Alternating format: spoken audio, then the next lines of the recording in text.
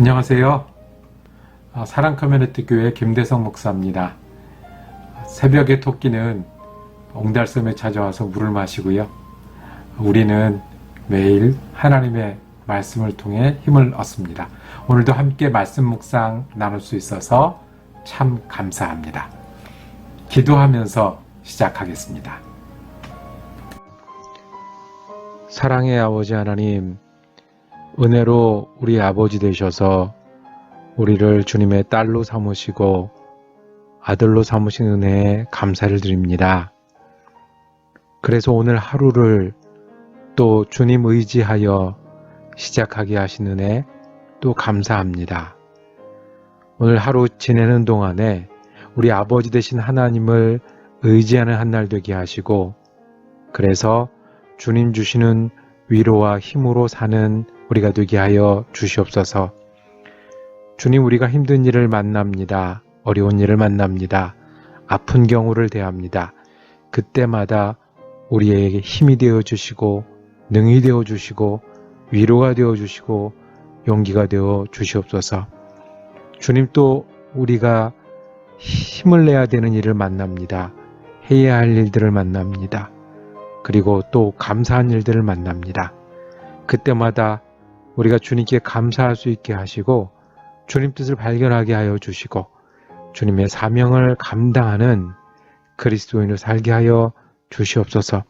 주님, 우리에게 하루를 주셨으니 처음부터 끝까지 우리와 동행하여 주시고 우리를 붙들어 주셔서 우리가 주님 이름으로 주님 손 붙잡고 사는 사람 되게 하여 주시옵소서. 우리 주님 예수 그리스도 이름으로 기도드립니다. 아멘. 오늘 우리가 함께 읽으실 성경 한 장은 구약 성경 에스라서 7장 말씀입니다. 6절에서 10절까지의 말씀을 제가 받들어 읽겠습니다. 이 에스라가 바벨론에서 올라왔으니 그는 이스라엘의 하나님 여호와께서 주신 모세의 율법에 익숙한 학자로서 그의 하나님 여호와의 도우심을 입음으로 왕에게 구하는 것은 다 받은 자이더니, 아닥사스다 왕 제7년에 이스라엘 자손과 제사장들과 레위 사람들과 노래하는 자들과 문지기들과 느디님 사람 중에 몇 사람이 예루살렘으로 올라올 때에 이 에스라가 올라왔으니 왕의 제7년에 5째 달이라. 첫째 달 초하루에 바벨론에서 길을 떠났고 하나님의 선한 손에 도우심을 입어 5째 달 초하루에 예루살렘에 이르니라. 에스라가 여호와의 율법을 연구하여 준행하며 율례와 규례를 이스라엘에게 가르치기로 결심하였더라. 아멘. 오늘 에스라서 7장 말씀을 묵상하실 때 오늘 말씀의 제목은 이렇게 정했습니다. 역풍에도 순풍에도, 역풍에도 순풍에도 입니다. 역풍은요, 반대로 부는 바람이고 순풍은 바른 방향으로 부는 바람입니다. 이 역풍 순풍은 실은 배를 타고 항해할 때 쓰던 말입니다. 옛날에는 바람에 이 돛을 올리고 가는 배들을 사용했잖아요. 돛담배, 그러니까 우리 동네에서 말하는 건 돛담배. 조금 배운 사람들이 쓰는 말은 범선. 예. 그리고 이제 우리가 또 미국에 사니까 좀 이제 써줘야 되죠. 야트. 예. 그러니까 바람이 불면 돛을 올려가지고 배가 가기도 하고, 또 바람이 역풍으로 불면 뒤로 밀리기도 하는 그런 일이 있습니다.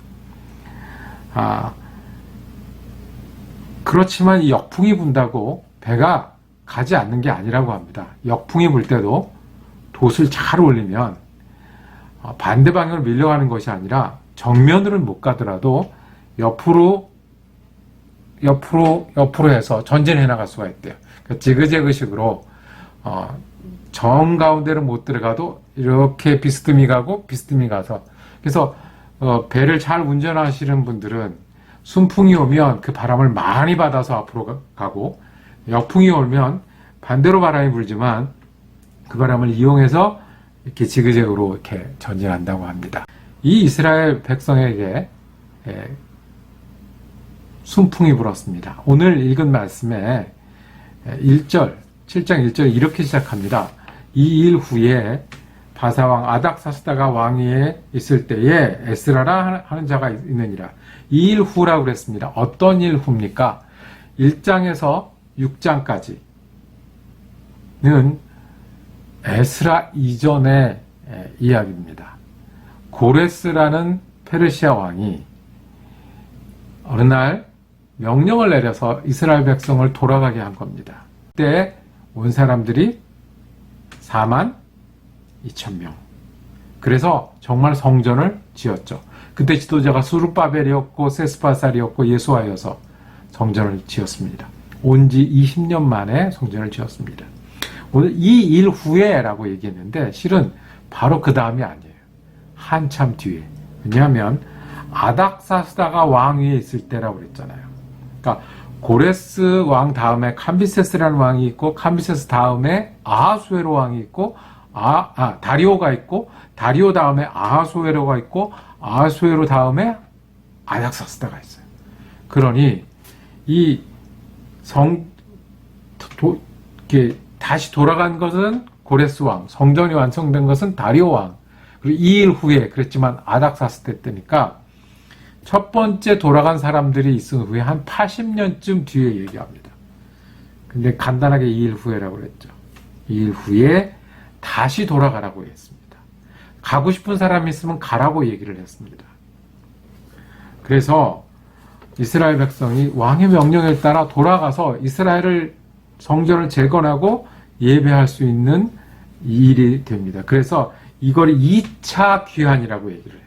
그리고 2차 귀환의 지도자가 에스라가 드디어 나옵니다. 이 책 이름이 뭐예요? 에스라죠. 에스라인데 7장에 가서 나옵니다. 7장에 에스라가 돌아옵니다. 9절에 보면 에스라가 출발을 해서 사람들을 이끌고 출발을 해서 도착을 하게 되는데 4달이나 걸렸어요.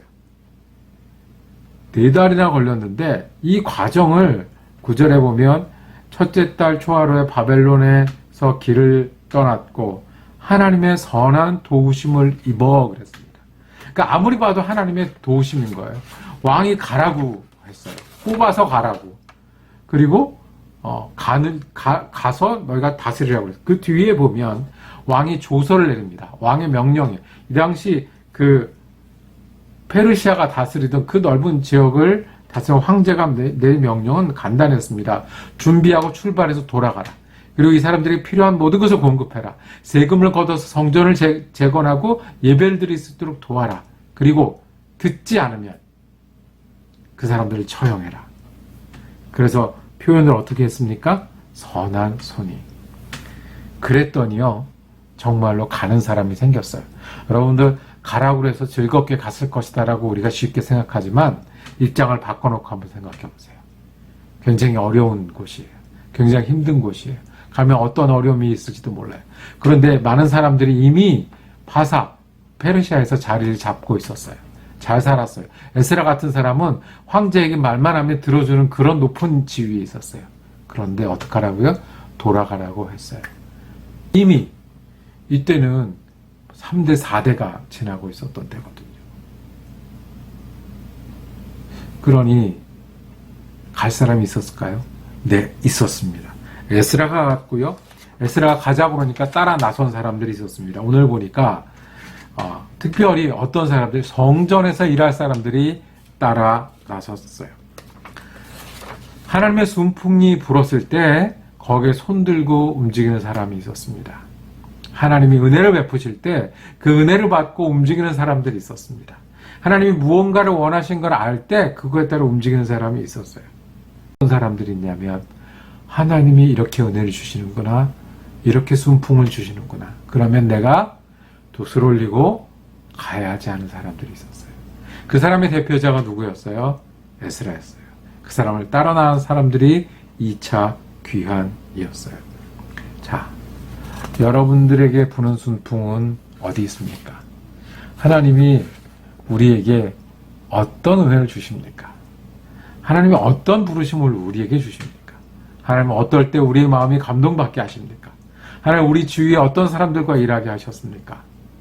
전혀 관심 없는 사람이 있고요. 알아도 머리로만 아는 사람이 있고 따라 나선 사람들이 있었습니다.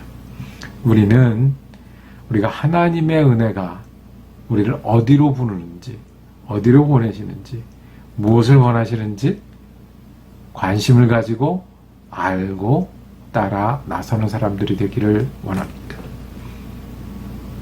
그리고 오늘 또 한 가지 보겠습니다. 순풍만 불었습니까? 지금 어쩌다가 순풍이 분 거예요. 그동안은 뭐가 있었어요? 역풍이 있었잖아요. 포로로 잡혀갔다고요. 그리고 벌써 여러 대를 지났다고요. 흩어져서 나라가 없게 됐다고요. 돌아가서 성전 짓는 것도 힘들었다고요. 그러니까 역풍이 계속되고 어쩌다가 1차 귀환, 어쩌다가 에스라 귀환에 순풍이 불었던 거예요. 그럴 때 갔던 사람의 대표자 에스라. 에스라가 어떻게 여기에 갈 수 있었을까요? 에스라를 표현할 때 제일 먼저는 1절부터 이렇게 됩니다.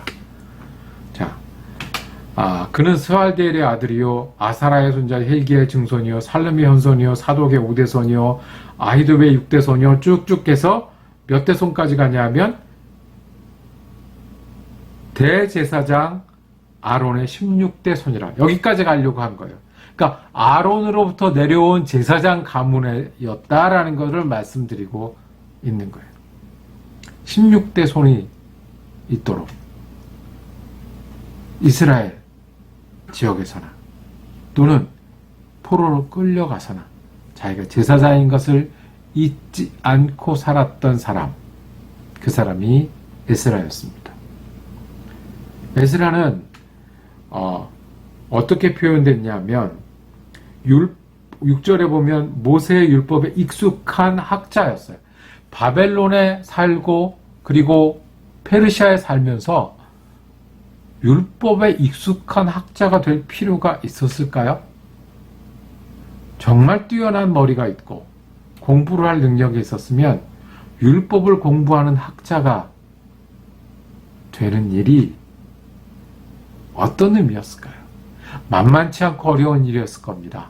그런데 율법에 익숙한 학사였다라고 표현했습니다. 그리고 한 가지 더. 10절에 보면 내가 여호와의 율법을 연구하고 준행하며 이스라엘에 가르치기로 결심하였다고 그랬어요. 말씀을 연구하고 그 말씀을 따라 살면서 가르치기로 결심한. 그래서 에스라는 왔어요. 역풍이 부는 그 많은 기간 동안에 역풍이 부니까 숨어 있어야지. 역풍이 부니까 아무것도 할 수 없어야지. 그랬던 게 아니라 역풍에도 뛰어난 항해사들은 지그재그로 전진했던 것처럼 에스라는 말씀을 공부했고요. 그리고 자기가 제사장이라는 것 잊지 않고 살았고요. 그리고 다시 돌아가서 가르치기로 결심했던 겁니다. 혹시 역풍 가운데 계신 분이 계십니까? 내 주위 환경 때문에 내가 굉장히 어렵고 정말 해야 될 일, 하고 싶은 일을 역풍을 만나고 계신 분이 계십니까? 육신의 연약함 때문에 역풍을 경험하고 계십니까? 내 아픔 때문에, 내 관계 때문에 마음이 불편하고 어려워서 역풍 가운데 계십니까? 역풍은 가만히 앉아있으라고 주신 것이 아닙니다. 역풍에도 하나님이 계시거든요. 제사장임을 기억하고 연구하고 결심했던 에스라처럼 우리가 그리스도인을 기억하는 일을 역풍에도 할 수 있습니다. 하나님의 말씀을 내가 어디까지 할 수 있는지 역풍이 있어서 바로 나가진 못해도 연구하고 준행해서 필요한 때 필요한 일에 결심하는 사람이 역풍에도 그리스도인입니다. 순풍 가운데 계십니까? 우리 하나님의 뜻을 따라 하나님의 은혜를 따라 감사하며 그 순풍에 참여하는 저와 여러분이 되기를 원합니다. 역풍 가운데 계십니까? 역풍 속에서도 내가 그리스도인임을 기억하고 말씀을 연구하고 준행해서 필요한 결심들을 하고 지켜나가는 저와 여러분이 되기를 원합니다. 에스라가 그래서 이스라엘 역사를 이어나갔듯이 우리도 오늘 하나님의 역사를 이어나가는 저와 여러분이 되기를 원합니다. 기도하겠습니다. 주님, 우리가 순풍을 만납니다. 우리의 영과 마음과 몸에 돛을 올리고 하나님의 은혜에 참여하고 하나님께 충성하는 그리스도인 되게 하여 주옵소서. 우리가 역풍을 만날 때가 있습니다. 그때에도 힘들고 어렵고 아프고 눈물 흘리는 그 순간에도 내가 그리스도인임을 잊지 않게 하시고 그래서 그 속에서 배우는 하나님의 말씀을 품고 살아서 결심하고 하나님을 따라 사는 그리스도인 되게 하여 주옵소서. 우리 좀 예수 그리스도 이름으로 기도드립니다. 아멘. 귀한 말씀을 하나님 앞에서 나눌 수 있어서 감사했습니다. 오늘 순풍이든 역풍이든 하나님과 한 걸음 두 걸음 전진하시고 저는 내일 에스라 8장 말씀으로 다시 인사드리겠습니다.